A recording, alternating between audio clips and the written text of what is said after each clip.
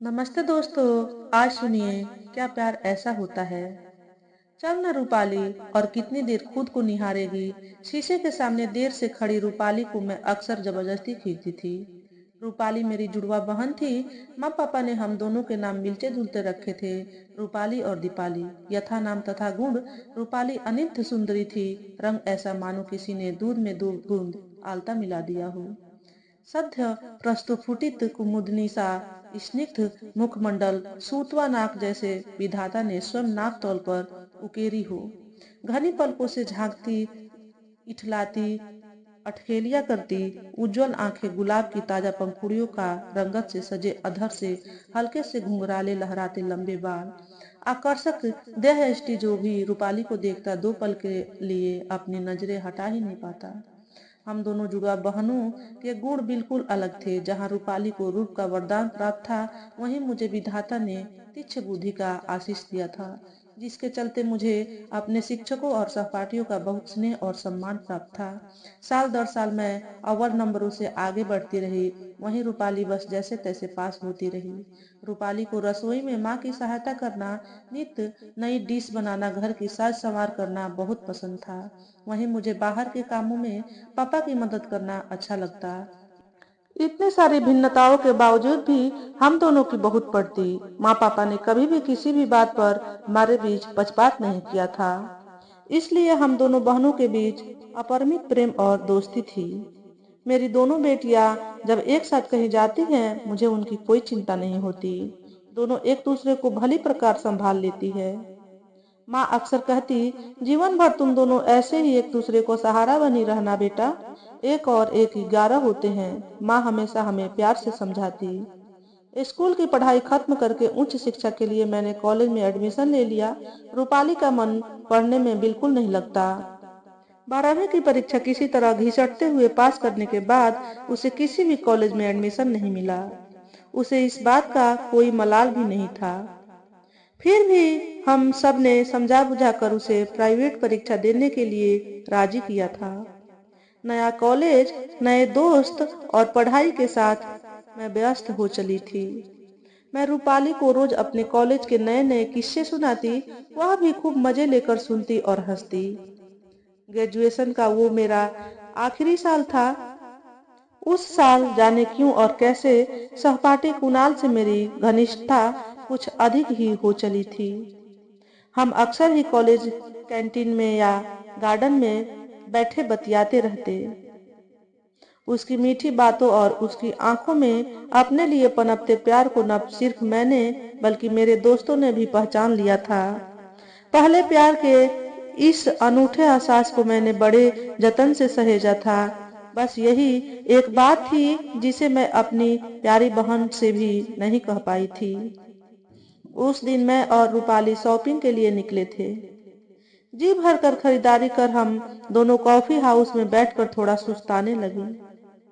अचानक सामने कुणाल को देखकर मैं थोड़ा अचकचा गई थी। अपने सहपाठी के रूप में रूपाली से उसका परिचय करवा कर हम तीनों ने बैठकर बातचीत की, कॉफी पी और लौट गए थे। अगले दिन से ही कुणाल मुझसे कटा कटा सा रहने लगा था। उसका बदला सा व्यवहार मेरे लिए गुड पहेली बन गया था। आखिर कुणाल को क्या हो गया था। जीवन में पहली बार मैंने दिल टूटने के उस असह्य दर्द को महसूस किया था। उन निष्ठुर क्षणों ने मैंने स्वयं को नितांत अकेला पाया था। रूपाली से भी अपना दुख साझा न कर पाई थी। एक दिन माँ ने बताया, रूपाली के लिए रिश्ता आया है। धनाढ्य परिवार है, अकुत धन संपत्ति है, लड़का अभी पढ़ ही रहा है। कल वो लोग मिलने आ रहे हैं। अभी से आश्चर्य के अतिरेक में मैंने विस्फारित आंखों से पूछा था। अगले दिन मेहमानों के सामने जब मैं रूपाली को लेकर पहुंची, तो क्षण भर में मुझे मेरे सारे सवालों के जवाब मिल चुके थे। लड़का और कोई नहीं, स्वयं कुणाल ही था। मुझे समझते देर नहीं लगी कि उस दिन कॉफी हाउस में कुणाल रूपाली को देखकर उस अद्वितीय रूप के मोहजाल में कैद हो चुका था। उसका मुझसे कटा कटा रहना, उसका अचानक यूं बदल जाना, सब कुछ पानी की तरह साफ हो गया था। मैंने कुणाल की ओर देखा। उसके चेहरे पर अपराध बोध का लेस मात्र भी नहीं था।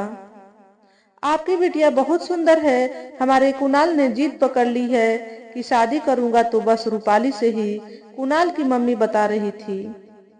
रूपाली की हल्की सी मुस्कान और लाज से झुकी आंखें उसकी मौन सहमति का द्योतक थी। सबके खिले खिले चेहरों की आभा में मेरी आंखों और चेहरे पर खींच आई दर्द की लकीरें अनदेखी ही रह गई। घर में खुशियां मनाई जाने लगी। एक कुशल अभिनेत्री की तरह मैंने भी अपने चेहरे पर नकली मुस्कुराहट ओढ़ ली थी। लेकिन मेरे हृदय का घाव कितने ही रातों तक आंखों के रास्ते रिश्ता रहा। क्या वो सब कुछ छलावा था? क्या प्यार ऐसा होता है, इतना अस्थिर, इतना उथला, इतना अवसरवादी? नहीं, ये प्यार नहीं था। मैंने अपने आप को संभालने का फैसला कर लिया था। कई बार सोचा घर में सब कुछ बता दूं, लेकिन इन सब बातों से अनभिज्ञ अपनी प्यारी बहन की खुशियों पर कुठाराघात नहीं कर पाई। आखिर उसका तो कोई दोष था ही नहीं। रूपाली का ब्याह धूमधाम से हो गया था। पहले पहले जब वह गहनों कपड़ों से लद कर घर आती तो उसे खुश देखकर मुझे बहुत अच्छा लगता। लेकिन धीरे धीरे जाने क्यों सुंदर रूपाली के आंखों पर उदासी का कब्जा होने लगा था। उसकी मनमोहक मुस्कान कहीं खोने सी लगी थी, जिसका भरपाई उसके महंगे कपड़े और गहनों से भी नहीं कर पाते थे। कई बार पूछने की कोशिश भी की, लेकिन कुणाल हर समय उसके साथ होता, ढंग से बात भी करना मुश्किल होने लगा था।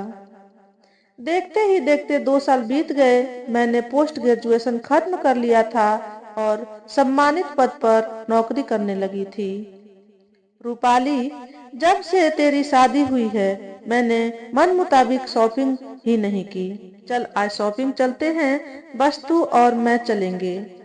मैं आकर तुझे पिक कर लूंगी, जल्दी से तैयार हो जा। एक दिन मैंने रूपाली को फोन किया। रूपाली बहुत देर तक चुप रही, फिर फपक कर रो उठी और बस रोती ही रही। घबराकर मैं उसके घर पहुंची तो देखा रूपाली चुपचाप बैठी थी। मेरे आते ही मुझसे लिपट कर कहने लगी, मुझे अपने साथ ले चल दीपाली, मैं सोने के पिंजरे में कैद होकर रह गई हूँ। मेरे पूछने पर उसने जो बताया उसकी मैंने सपने में कल्पना नहीं की थी। उसने कहा कि कुणाल उसे लेकर पागलपन की हद तक पजेसिव है।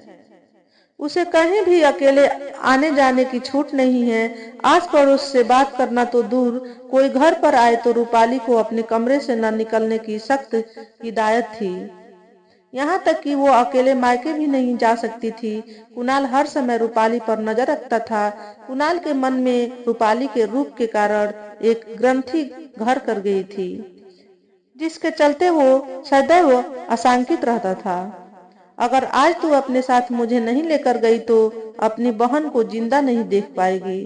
अब नहीं सहा जाता दीपाली। रूपाली जरा जरा रो रही थी। मैं उसे लेकर घर लौट आई। अपने आह को ताक पर रखकर कुणाल से बात करने की कोशिश भी की थी।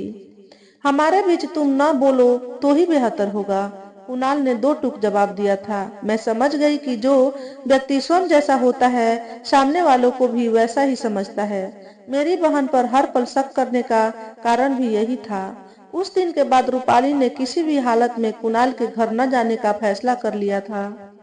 उस बात को भी 2 साल होने को आ गए थे। रूपाली ने कुणाल से तलाक ले लिया था। खुली हवा में सांस लेना कितना जरूरी होता है, रूपाली ने मुझे एहसास करवाया था। समय का बदलता स्वरूप ही उसकी पहचान है। जब से मेरी वीरान जिंदगी में मेरे कुलीग दीपांकर चक्रवर्ती ने पदार्पण किया था, पिछले सारे घावों के निशान तक मिट गए थे। दीपांकर का हंसमुख, केयरिंग और संवेदनशील स्वभाव मुझे बहुत प्रभावित करता था। मेरा मन उसके सानिध्य में सुकून पाने लगा था।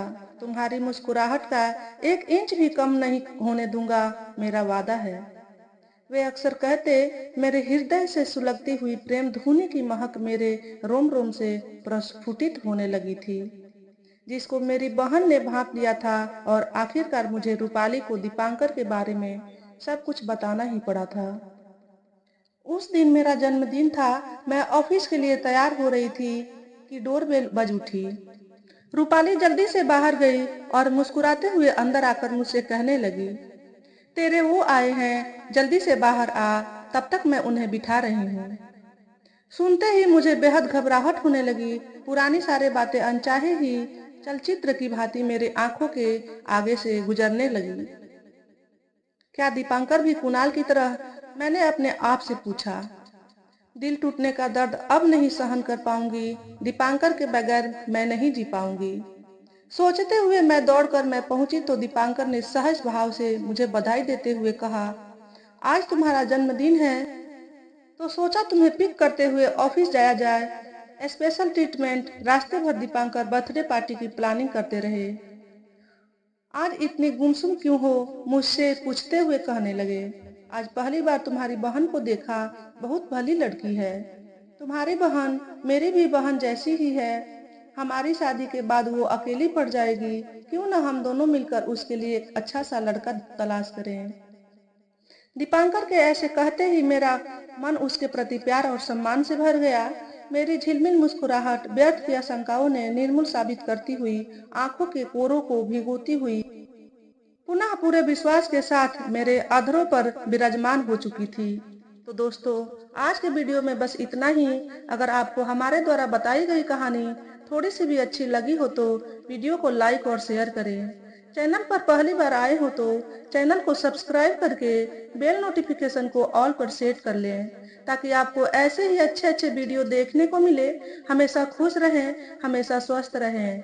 वीडियो देखने के लिए आपका बहुत बहुत धन्यवाद।